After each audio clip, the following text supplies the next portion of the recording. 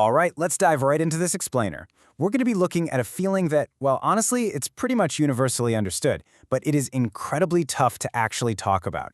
You know that heavy, sinking sensation you get when you finally reach a major milestone? Like a destination you've been grinding toward for years, only to arrive and just feel completely empty? We're going to break down the exact psychology behind this empty achievement, and to do it, we're using one of the most profound stories ever written. Seriously, have you ever achieved a big goal and felt absolutely nothing? I want you to really sit with that for a second. Think back to a time in your life when you got exactly what you wanted. Maybe it was that big promotion at work that you were just so convinced would change your life. Or maybe it was a specific financial milestone, or even a relationship you thought would finally make you feel complete. You pushed, you sacrificed, you finally arrived, and yet that internal void didn't magically close up. It didn't actually fix anything internally, did it? The scenery changed, sure, but you were still just you. So, to figure out why our brains do this, we need to look at Johann Wolfgang von Goethe, the 1808 masterpiece, Faust. Now, hold up, don't write this off as just some dusty, boring piece of classic literature. Instead, I want you to look at it as a brilliantly razor-sharp diagnosis of modern ambition. What Goethe wrote way back over 2 centuries ago perfectly captures the exact psychological traps that high achievers fall into today. It is literally the ultimate exploration of having everything on paper, but absolutely nothing in the soul. Part 1. The ultimate empty achievement. On paper, our main character, Faust, is the most successful, learned guy alive. He has mastered pretty much every major academic discipline of his time: philosophy, law, medicine, theology, the whole shebang. His resume is flawless. And yet, the story opens with him sitting all alone in this dark, claustrophobic study, feeling absolutely nothing. He's consumed all the knowledge the world has to offer, and he's just paralyzed by this profound, agonizing emptiness. Goethe actually distills this whole agony into a single devastating line.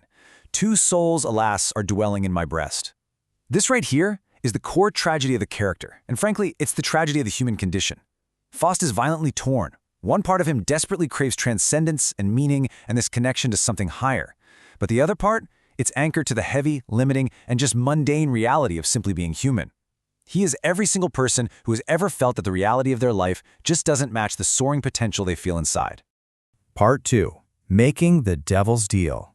And it's exactly in this state of crushing desperation that the infamous deal happens. Enter Mephistopheles. Yep, the devil. But he doesn't show up with pitchforks and fire. He comes with an offer that is literally impossible for an empty man to refuse. He offers Faust infinite knowledge, endless pleasure, absolute power, youth, and boundless human experience. The price? Oh, just his soul. And the absolutely crucial thing to understand here is that Faust doesn't say yes because he's evil. No, he says yes because he is utterly desperate to feel something. Now, obviously, today we don't sign theatrical contracts in blood, but honestly, we kind of make the exact same bargain. We just blindly scroll to the bottom and click agree on the terms and conditions of modern ambition. We trade our deeper values for elevated social status. We quietly trade our fierce authenticity for the comfortable approval of our peers. We make this deal slowly, quietly, one tiny compromise at a time, right up until we wake up and realize we've given away the core of who we are. Part 3. The Modern Arrival Fallacy. All right, so Faust makes the deal. He gets youth, he gets power, he gets to experience love and magic and absolute worldly success. He gets everything he ever wanted. And guess what? It still isn't enough to fill the void. To understand why getting everything totally failed to cure his emptiness, we can look to what modern psychology calls the arrival fallacy. This is that sneaky psychological belief that once we achieve a specific goal, we're finally going to unlock lasting happiness and peace. Faust's relentless striving perfectly mirrors the high achievers of today. The reason the moment of arrival is almost always followed by a profound sense of emptiness is because the satisfaction was actually never the real goal. The striving was. The momentum of chasing the goal was basically masking the internal void. And once the chase is over, well, that void is just staring right back at you. Part 4. Confronting the Shadow Self. But wait, there's actually an even deeper psychological layer to this story.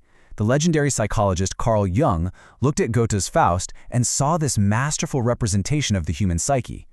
Jung argued that Mephistopheles, the devil himself, isn't actually some external monster.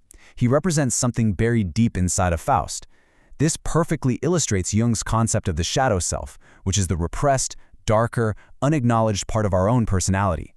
Jung's really profound insight was that because Faust totally refused to face his own darkness, he outsourced it. By making a literal deal with his shadow, instead of doing the really hard work to integrate it, Faust loses everything.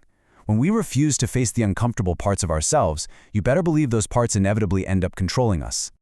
Part 5. The search for meaning. So, if endless achievement, power, and pleasure couldn't cure Faust's emptiness, what exactly was he missing? To answer this, we turn to another absolute giant of psychology, Viktor Frankl. Now, Frankl survived the horrors of Auschwitz and spent his life studying human resilience and what truly keeps us going. His diagnosis of Faust's condition is incredibly sharp. Faust gained endless pleasure, absolute power, and boundless knowledge from his devilish bargain. But as Frankl observed, humanity's foundational drive isn't pleasure or power, it's meaning.